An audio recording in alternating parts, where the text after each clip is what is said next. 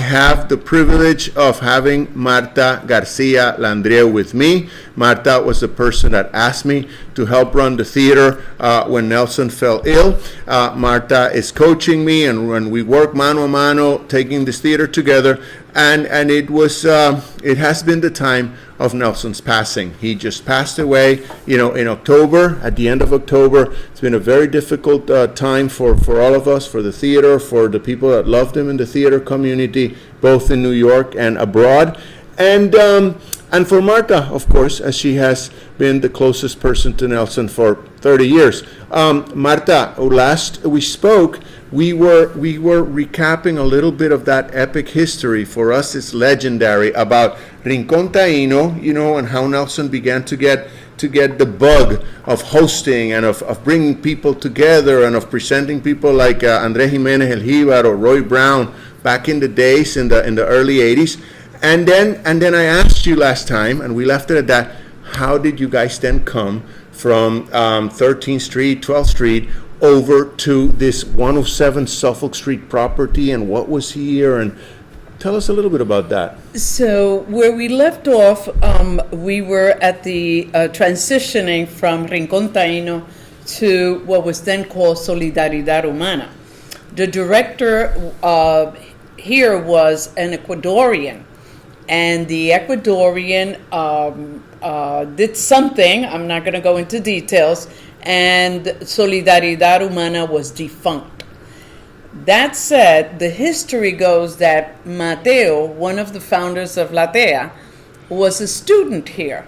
So he said, why don't we go to our colleague at Solidaridad Humana, and we could take over the cultural programming there.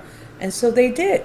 So, as you know, the cultural programming where Latea has its stage now, that used to be the assembly for the public school, 160. And we said, fine. So we were Latea was designing the cultural programming for Solidaridad Humana. Ilka Payan was involved, she's now passed as well, and others, and we continued until Solidaridad Humana with the Ecuadorian colleague became defunct. Apparently there was so-called misappropriation of many public monies that Solidaridad Humana was receiving then. Fact or fiction, we don't know. May I, for 1 minute, I just wanted to ask you a couple of things that come to mind. First of all, I think, since we're talking about Nelson, his long trajectory and his love of promoting others, I also think in Nelson's story, Mateo. Nelson and Mateo have gone down in our minds, in many of the minds, as these partners, these partners that have done theater together, that have run a theater together for some time, that eventually created a cultural center together, and with others. But so at the Rincón Taíno part, Mateo and Nelson were already a buddy movie. They were. Had they met here in New York? Do you know when? Yes, I don't know when, but they have been friends or hermanos forever. And then Mateo obviously shouted out Nelson, because Mateo was involved here first, perhaps learning English, and then he said, "Hey Nelson, there's an opportunity. Let's do this programming." And then you mentioned that Solidaridad Humana went defunct. So how did two artists that are presumably busy acting, also developing this cultural program, then Nelson also has your relationship, you guys are busy, with life, the couple, this and that. How did you guys feel when you are all of a sudden left, quote unquote, holding the bag? Because it's one thing to administer a theater, it's another thing to sort of take on a 17,000 square foot footprint, 5-story building.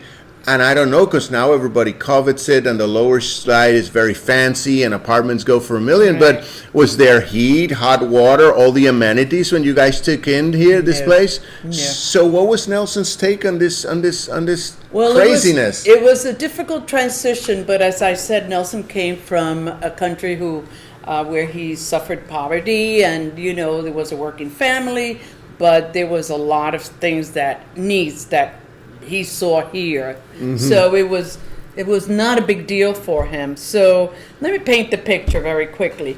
We were sitting in the office because that used to be our office, and What do you mean used to be? it used to Are we be. out of it? We still have the office. That office. So we're sitting there, and the feisty one in the three amigos were Nelson Landrieu, Nelson Tamayo, and Mateo Gomez. So Nelson Tamayo was the feistier one.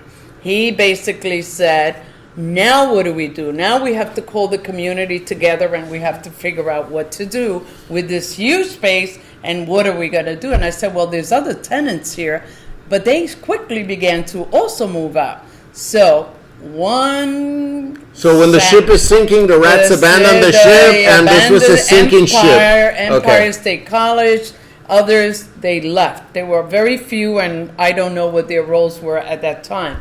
Whatever, we had to decide very quickly so that the city would not put the building on auction, which, by the way, they did. They had put the auction, I think, 3 times.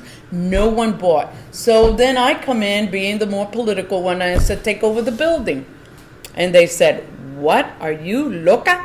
Who said that? Like Nelson and Tamayo? No. Who said you were crazy? Nelson and Mateo, like the artists. I think was that think like in their feeling? synchrony, like estás loca. But what about This is a Tamayo? huge Did bit. Tamayo take you on? Tamayo was still a bit cautious because On the fence. yeah, because it was it's Yeah. a huge undertaking. I said, let's strategize. Fast forward, I started going to my friends at the city. I said, is city owned? We got to go to the city. We got to get the community together. We have to find out what we're going to do with the police department, because there was drug sales in all 4 corners here, especially across here. And in how did Remington. Nelson handle that? Because for me, like I said, after all these years of knowing Nelson, and closer as the years have gone by, thanks to your kind invitation to share with you in this epic. Nelson es un tipo elegantísimo. Like he's a cultural knight. I don't see him as, down and dirty. Not that any one of them were, but for example, Ed Vega has struck me as a tougher character, and he was a friend also, Right. a tougher character. Mateo, who's also a very gentle man, is also a cultural knight. Maybe a little bit more streetwise. Maybe all these are my assuming, but I want the public to also hear this. How did Nelson delve in this ecosystem? I'm imagining it like Pedro Navaja, right here in Suffolk. How did Nelson handle that? Well, I'll give you a picture. The police captain, I called the police captain. So I did all the transitioning out to the community, including the police, the elected officials, and then Nelson, with his charm, would sit down. He probably didn't want me in the meetings. So the police captain would come over and told him, look, we've got this, we're going to do a lot of stuff here. He just charmed them. Unbeknownst to me, he just magically charmed them. And then instead of calling me, they would be calling him. Well, because he was a diplomat. He had that diplomatic flair in his persona. You got the words that read around. I can imagine. He was such a diplomatic person, unlike me, because I would probably be yelling at the captain and saying, you better take care of this, that's what you get paid for, blah, blah, blah. He probably charmed them to death, and they began to do things that we hadn't seen before, and finally, it took a long time, but they got rid of the drug sales in the 4 corners, by the way. So... And then, again, this is all from outside, looking in. Then I believe, right, once the melodrama of vulgarity, I don't know how else to call it, of securing the property, of taking on, right, the obligation of Solidaridad Humana and running the place, I imagine there must have been like the uncorking of a champagne bottle, a period where even with all the troubles and stuff, to feel, 3 artists to feel like we have a home. We have a beautiful theater, the auditorium of a glorious 1897 CBJ Schneider building. How did that artistic ferment then take off once this was going on? It didn't. Oh, it didn't. okay. It was so painful. Oh. Because we were walking into floods. We were walking into no heat. There was $1 million that I found out through the city that was supposed to have been coming for this building. We couldn't find that $1 million. Later on to find out that by that time, those that had stayed behind were raveling up and saying, and I said, you gotta tell them this is a city-owned property. We don't have the $1 million to put in that special boiler. And it is an 1897, 98 building, and things are gonna fall apart.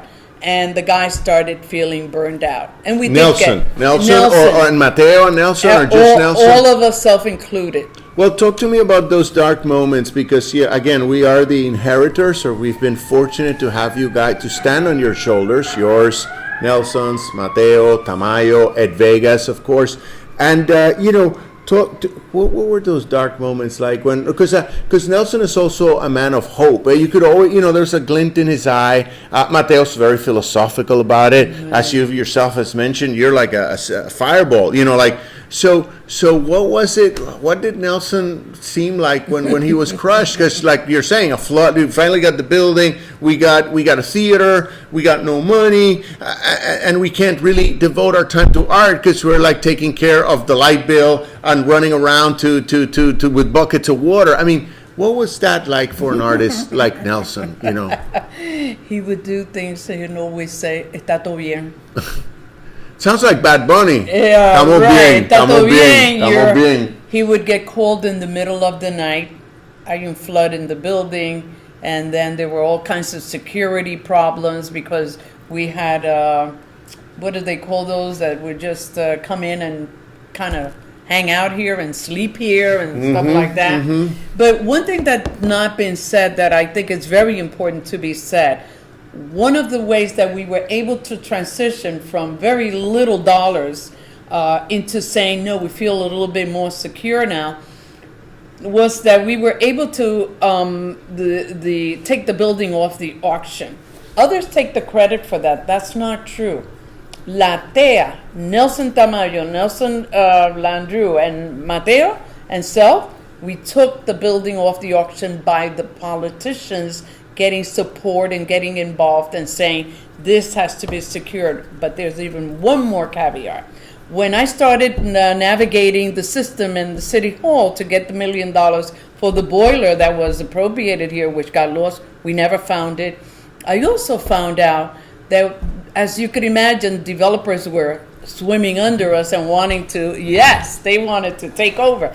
And I found out that there was a mandate, a city mandate, that the school could not be used for anything other than a community use. Hallelujah! I said, arrancamos de ahí. So, wow. So I don't know. This keeps going on. I don't know what to tell you, folks. But we're gonna end this podcast now, and we're gonna follow it up with one last podcast, not just about Nelson's legacy, but then we want to segue into Marta today, La TEA, and what's going on.